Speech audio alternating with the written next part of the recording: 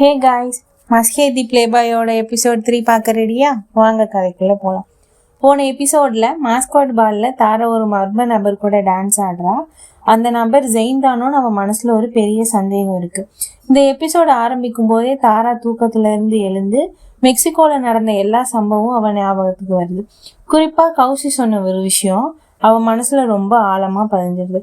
ஒரு நாள் ஜெயின் திரும்ப வந்தா, நீ இந்த தடவை உன் மனசில் சொல்கிறத கேளு, உன் காதலை மறக்காதன்னு கௌசி சொன்னதை நினச்சிக்கிட்டே இருக்கா.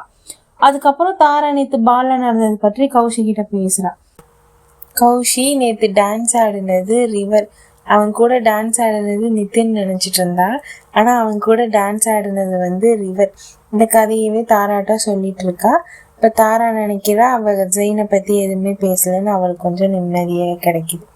அதுக்கப்புறம் தாரா, இல்லை நான் பார்த்தது ஜெயினாக இருக்க முடியாது, அது என் கற்பனையாக தான் இருக்கும்னு தன்னைத்தானே சமாதானப்படுத்திட்டு இருக்கா.